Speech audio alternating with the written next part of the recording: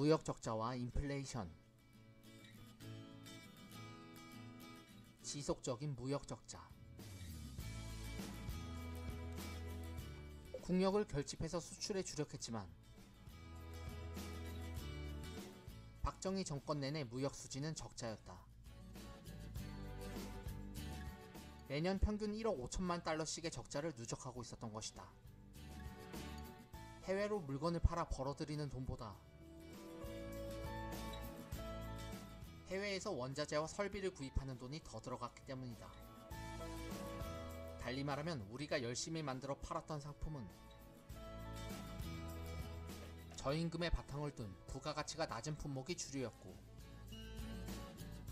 우리가 수입하고자 했던 기계, 부품, 원유 등은 값비싼 것들이었다. 신발 1000켤레를 만들어 팔아봤자 자동차 한 대 파는 것보다 마진이 적으니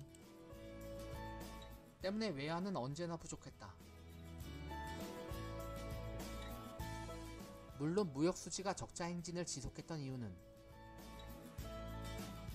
그만큼 우리 기업들이 시설 투자를 활발히 했다는 식으로 긍정적으로 생각해 볼 수도 있는 일이다. 실제로 60, 70년대 중남미 국가들의 경우에는 자본가들이 노동자들을 착취해서 경제적인 잉여를 창출하더라도 그 돈을 가지고 시설에 투자하기보다는 해외로 빼돌리는 경우가 많았다. 멕시코, 베네수엘라 등에서는 외제보다 자본 도폐익이 더 많았을 정도였지.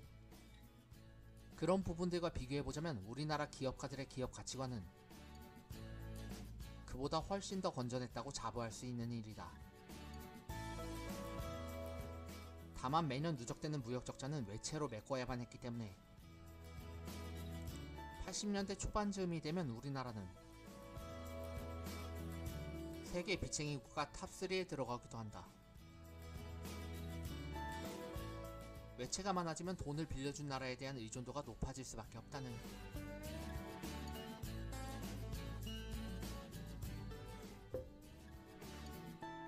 돈이 없다고 돈을 찍어대던 정부. 고도성장을 말할 때 흔히 오해할 수 있는 부분이 인플레이션이다. 우리가 그랬기 때문에 다른 나라도 그랬을 거라 생각하는 것이다. 하지만 과연 그랬는가? 절대 그렇지가 않았다. 60, 70년대 한국의 성장률은 대만, 싱가포르가 비슷했다. 하지만 평균 물가 상승률은 한국이 15%였지만 대만은 6%, 싱가포르는 4%였다. 인플레이션의 요인은 사실 한 가지다. 바로 통화의 남발. 대만은 저축액이 풍부했기 때문에, 싱가포르는 국가가 돈을 많이 쥐고 있었기 때문에 경제개발을 위한 산업자금이 많았다. 반면에 한국은 외화가 늘 부족했고 국내 저축액도 만족스럽지 못했다. 우리나라 총저축률 추이 그래프이다. 장사를 하고 싶어도 돈이 없고 또 돈은 전부 대기업들이 독식하고 있었으니, 이럴 때 정부가 흔히 생각하게 되는 손쉬운 방법이 있으니 바로 사람들의 착각을 이용하는 것이다. 어떻게? 돈을 마구 찍어내는 것이다. 물론 돈을 찍어낸다고 실물 경제가 달라지는 건 전혀 없다. 돈의 가치가 떨어지기 때문에 예전에 100원 하던 물건이 200원이 될 뿐이다. 하지만 국민들은 정부가 돈을 뿌렸다는 사실을 한참 뒤에야 느낄 수 있다. 요즘 왜 이렇게 물가가 높아졌어? 이렇게 말이다. 18년간 연평균 인플레이션 15%. 60, 70년대 연평균 인플레이션율이 무려 15%였다는 사실은 절대 간과해서는 안 되는 것이다. 인플레이션을 흔히 경제의 악성암이라고도 말한다. 그런데 우리는 경제적 성과라고 하면 무조건 경제 성장률만을 보는 경향이 짙다. 인플레이션이 경제 전반에 얼마나 나쁜 영향을 미치게 되는지 전혀 생각하지 않으면서 말이다. 서중석 교수는 이렇게 말한다. 전두환 정권 이래 지금까지 30년 넘게 우리는 한자릿수 물가에서만 살고 있기 때문에 두 자릿수 물가라는 것이 얼마나 사람들을 고통스럽게 하는지 잘 모른다. 과연 어떤 면에서 나쁘다는 것일까? 간단히 꼽아보면 이렇다. 첫 번째, 인플레이션 조세. 인플레이션은 정부가 국민의 재산을 훔쳐가는 대표적 사례다. 잉? 그게 뭔 소리임? 한번 생각해보자. 정부가 빵집에서 빵을 사면서 돈이라는 종이 쪼가리를 줬다. 이때 빵집 주인은 돈을 벌었다고 좋아할지 모르지만 정부가 돈을 찍어낸 만큼 돈의 가치가 떨어져 버렸으면 미처 깨닫지 못한다. 결국 국민들은 빵을 잃는 대신 종이 쪼가리를 얻은 것 뿐인데 말이다. 이렇게 정부가 돈을 마구 찍어 국민의 재산을 뺏어놓은 효과를 경제용어로 인플레이션 세금이라고 말한다. 즉 인플레가 닥치면 국민들은 나도 모르게 국가의 세금을 뜯기게 되는 것이다. 두 번째, 빈익빈 부익부 현상. 인플레가 발생하면 월급을 받는 봉급자들은 대부분 손해를 보게 된다. 물가가 오른 만큼 월급을 올려주는 경우는 거의 없기 때문이다. 반대로 고용주는 본의 아니게 이득을 얻게 된다.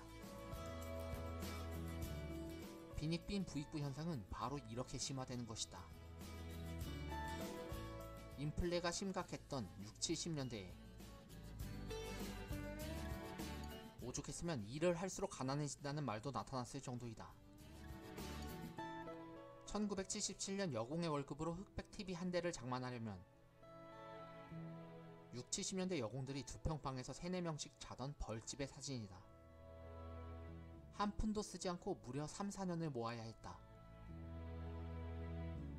1977년 구로공단 여공의 월 수입 지출 명세서 사진이다. 세 번째, 경제성장 저해. 돈의 가치가 점점 떨어진다면 은행에 돈을 맡겨 저축하면 손해다. 돈이 생기면 부동산에 투자하는 게 가장 안전한 방법이 된다. 때문에 인플레 시에는 은행은 저축이 부족해 기업에게 꿔줄 돈이 없고 경제의 자금은 부동산 투기로만 쏠리게 되어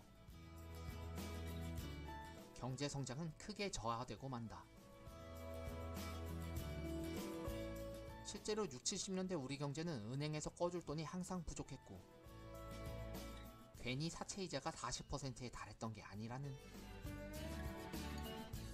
부동산 가격은 매년 폭발적으로 치솟았다. 복부인이 등장한 게 바로 이 무렵부터. 하지만 그런 상황에서 정부는 결코 제대로 된 해결책을 찾지 못했고 60년 65%던 주택보급률은 79년 55%로 줄어들게 된다. 개발자금이 부족하다는 이유로 끊임없이 통화 발행을 남발했기 때문에 지속적으로 경제의 암덩이를 키워오게 된다. 물가를 안정시키자 경제는 오히려 성장하더라. 이런 부작용을 해결할 수 있었던 것은 성장보다 물가 안정이 시급하다 라는 식으로 생각을 전환한 80년대부터였다. 만약 경제가 인플레와 저성장을 동시에 겪고 있는 상황이라면 70년대까지의 경제 관료들은 저성장부터 해결하려고 했었다. 성장이 제일 우선이지. 반면에 80년대부터는 인플레부터 잡아야 한다는 사고로 바뀌게 된다. 경기 살리겠다고 돈을 마구 찍지 말라는. 차라리 돈을 찍지 않는 게 경제를 살리는 길. 이렇게 말이다. 하지만 60~70년대에 이런 말을 했다가는 씨알도 먹히지 않았다. 당시 정권은 이른바 3대 환상을 가지고 있었기 때문이다. 성장률은 높으면 높을수록 좋다. 수출 실적은 많으면 많을수록 좋다. 모든 가격은 억제할수록 좋다. 이렇게 말이다. 그러나 같은 시기 대만은 전혀 달랐다.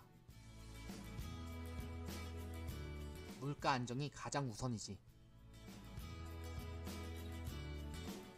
그러면서 성장과 안정이라는 두 마리 토끼를 동시에 잡을 수 있었다. 그리고 80년대 우리나라도 물가 안정을 우선시하는 전략으로 수정하게 되었으니 이게 웬일인가? 물가를 안정시키자 저축의 증대로 투자 자원이 늘어나 경제 성장이 더욱 높아지는 게 아닌가. 덤으로 소득 불균형도 시정되어 사회가 한결 더 평등해졌다. 물가란 이렇듯 중요한 지표인 것이다. 그렇다면 18년 동안 연평균 15%라는 인플레이션율을 우리는 과연 어떻게 해석해야 되는 걸까?